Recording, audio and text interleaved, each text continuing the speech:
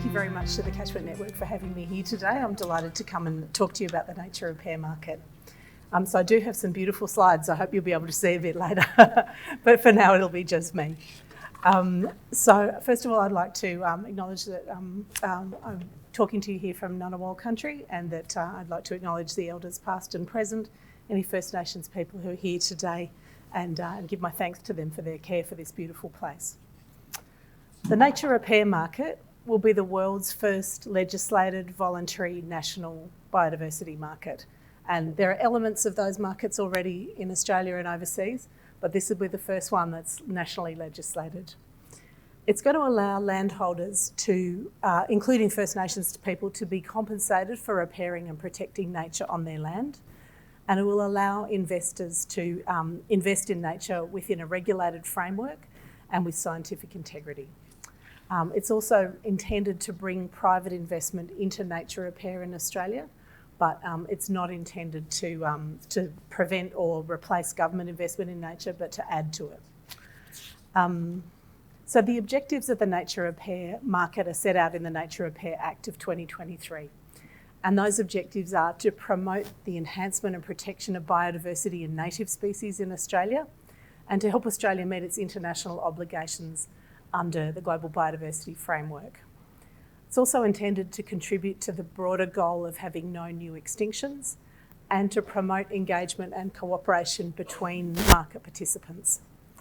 It will support and promote the role of First Nations people and communities in caring for country, and it's intended to allow the use of First Nations ecological knowledge guided by the people who own that knowledge. And finally, it's intended to support better information about biodiversity in Australia. I have a beautiful slide I'll also show you later, which shows the map of Australia, put together by the Australian Institute of Aboriginal and Torres Strait Islander Studies in 1996. Some of you will have seen it already. It'll be familiar when I show it to you.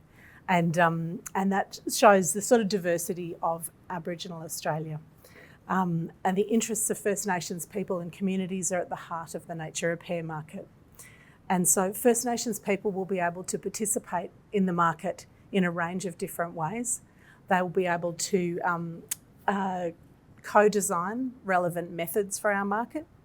Their interests are protected in several ways. First of all, their cultural knowledge is protected and valued, but also First Nations land tenure is recognised, and so native title holders in Australia will need to consent before a project on their land can be registered, and they will also need to consent again before project activities can be carried out.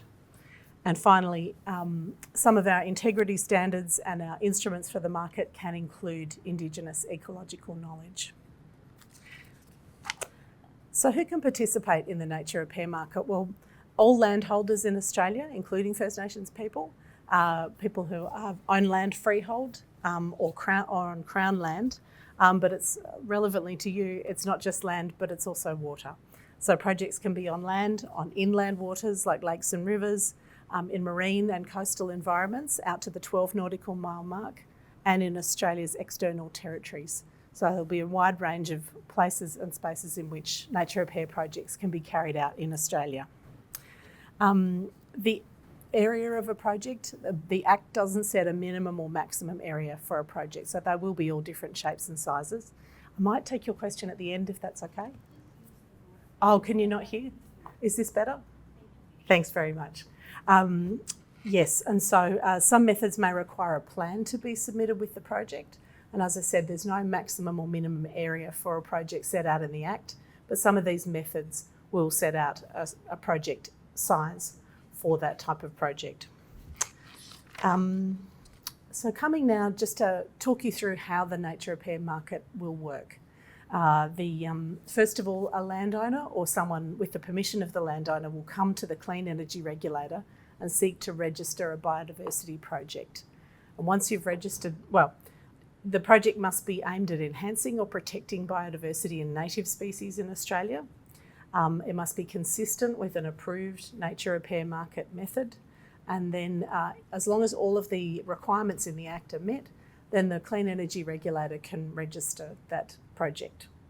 Biodiversity methods will apply to a particular type of plan or a particular type of project. Could be a habitat type, could be a particular type of activity. And they'll set out how you will manage the project, the activities that you have to do under the project, how you will report progress under the project, and how biodiversity will be monitored. And those methods will have incorporated documents which will provide a lot of detail. A minister will approve those methods on the advice of the Nature Repair Committee. And once you've gone away and done those project activities and a biodiversity gain has been achieved, or it can reasonably be expected, the project owner will then come back to the Clean Energy Regulator and apply for a biodiversity certificate.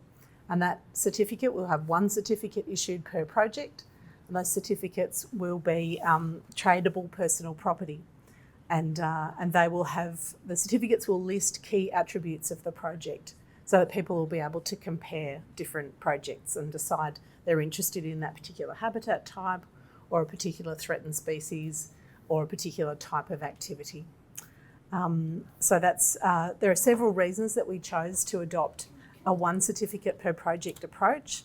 One of them is that at the moment there isn't a globally accepted metric for measuring biodiversity the way there is for carbon.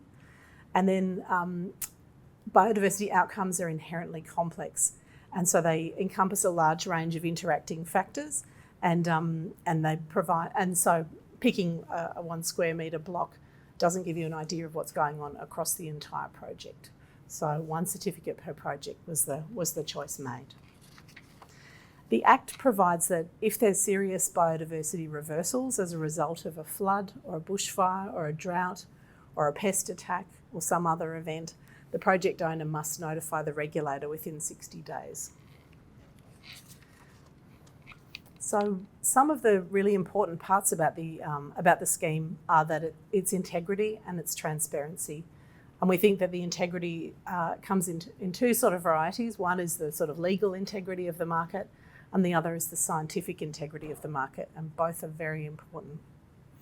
So, as I said before, we're sort of unique in having this national legislated framework for the nature repair market, and that framework comprises a number of different things, including the Nature Repair Act and the Nature Repair Rules, and then the Biodiversity Assessment Instrument, which will set out how we measure biodiversity in this market.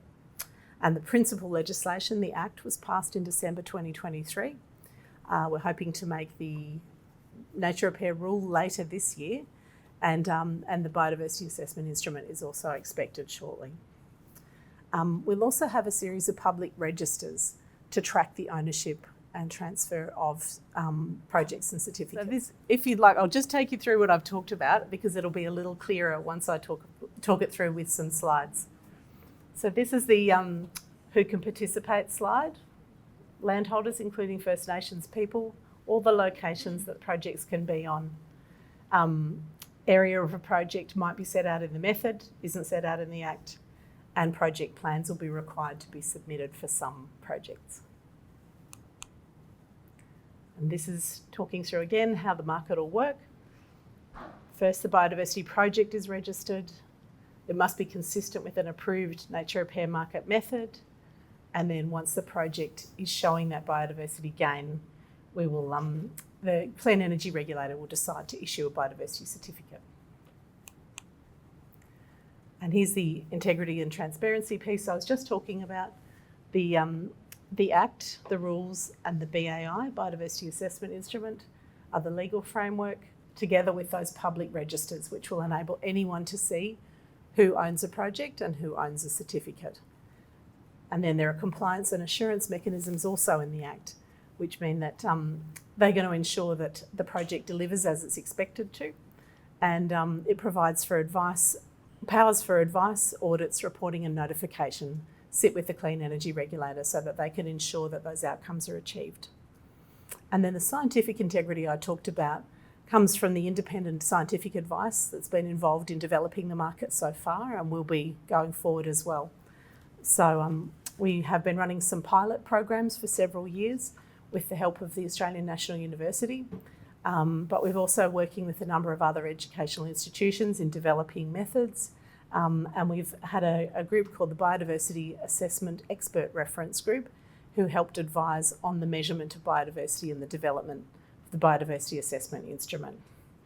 And then we also have the Nature Repair Committee, an independent committee which has some very eminent people on it, and they have expertise in really different fields, including economics, environmental markets, agriculture, First Nations knowledge, land management. So there's kind of a wide range of expertises, and they advise the Minister. So the Minister can't make a method or a biodiversity assessment instrument unless this independent committee has advised her.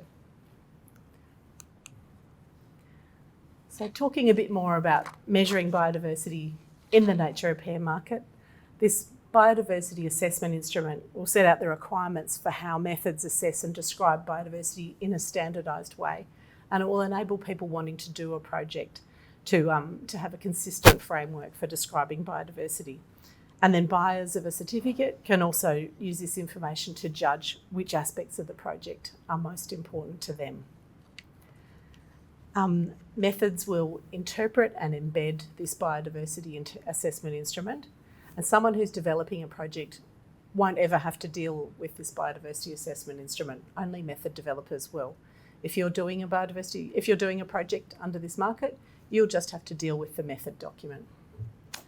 The BAI and methods and projects will all be supported by different types of knowledge, and to assist this, the department, we're partnering with the CSIRO on an ecological knowledge system which will support methods and projects and make environmental information more accessible. And there's also a co-design project underway for the appropriate interaction of Indigenous knowledge with the Western science in the knowledge system. And so we've actually consulted, the Nature Repair Committee consulted in October this year on the proposed biodiversity assessment instrument. And so this instrument was developed by the department, drawing on the stakeholder feedback gathered over this year and that committee of experts that I mentioned before. And it will relate to all methods under the Act. So it talks about measuring biodiversity in terrestrial, freshwater, marine and coastal ecosystems. And the key aspects are that it appropriately incorporates First Nations knowledge, it introduces standard approaches for assessing and describing biodiversity, and then it adds some general requirements for consistency and transparency.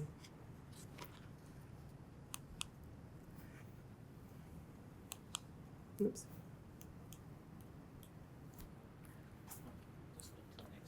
Maybe the next slide? Yeah. There we go. So coming now to biodiversity methods and what they're all about. This slide shows you on the left-hand side some methods that are currently under development in the department. So the first two on the top left side there, enhancing remnant vegetation and carbon plus biodiversity, are the methods that we piloted over the last few years. So we piloted different approaches to increasing biodiversity, and those were worked on in conjunction with ANU. But we're also working on native forest method, invasive pest management, permanent protection and rangelands methods. Those are all currently in development. They form our pipeline of methods. And then what's in a method, so there'll be conditions to register a project, and then conditions for certificate issuing, activities you must carry out, activities you absolutely must not carry out, and then requirements for monitoring and reporting on the project and how the activity and permanence periods will be worked out for that project. Oops, too many. There we go.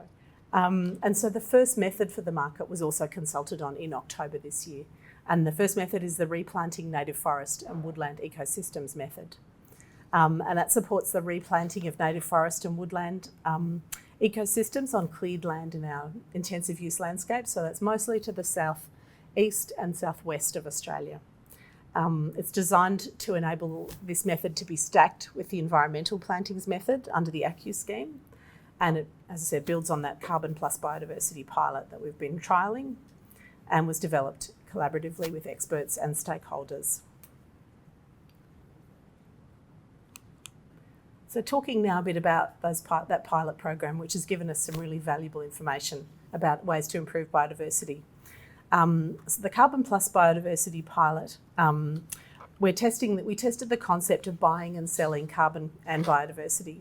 So the C+B pilots required landholders to register a carbon project with the Clean Energy Regulator and then to plant a biodiverse mix of species to sequester carbon while improving biodiversity on the land. The C+B scheme, some landholders found it a little more difficult to participate in than the other one that I'll talk about in a minute, because they had to interact with the Clean Energy Regulator, and some people found managing the paperwork was quite onerous. And we actually sent a staff member over to the Clean Energy Regulator from the department, and they were specifically there to help people with the paperwork and to assist them with any questions that they had. People who participated in these pilots often found it really valuable, and some of the benefits for landholders included diversifying the income from their property, improving productivity through shelter belts and other plantings, and then contributing to the resilience of their landscapes. And I was lucky enough to visit some of our pilots down in South Australia in August this year, and the participants were really enthusiastic, and one of them told us they had actually been doing biodiverse plantings on their property for 17 years because that gave them market access to sell their grain into Europe. Others told us that one of them said, she said, planting trees, she said, it's just the right thing to do. And she was very enthusiastic. They'd turned over some big hillsides on their property to plantings of direct seeding and also some tube stock of native species, which were just starting to peep up above the tree guards. So yes, they found benefits to their on-farm productivity as well as the benefit to biodiversity through participation. And the Enhancing Remnant Vegetation pilot was all about paying landholders to manage native vegetation using locally adapted management protocols. And successful landholders who successfully applied for the grants, they received payments to manage and improve existing remnant native vegetation on their properties. But they were also asked to choose from a suite of 5 management activities. And they were grazing control, weed control, pest control, infill planting and revegetation. This method was piloted in Burnett Merry in Queensland, Central West New South Wales, in the Eyre Peninsula in South Australia, NRM region North Tasmania, Southwest Western Australia and North Central Vic. And we currently have 81 active projects for enhancing remnant vegetation, 52 active projects for carbon plus biodiversity. So it's been a big program, and we had an independent review which is up on our website, and people reported many benefits from participating in the project, and it also allowed us to test out these methods for the nature repair market. So this is the Planner website, which you can play with now if you want to. It's live. It's being improved and will be relaunched in the next few months. But this actually allows you to plan out a hypothetical project on your land, and to estimate the cost of doing such a project. So it'll give you the costs of fencing and of other activities that you might do as a result of your project.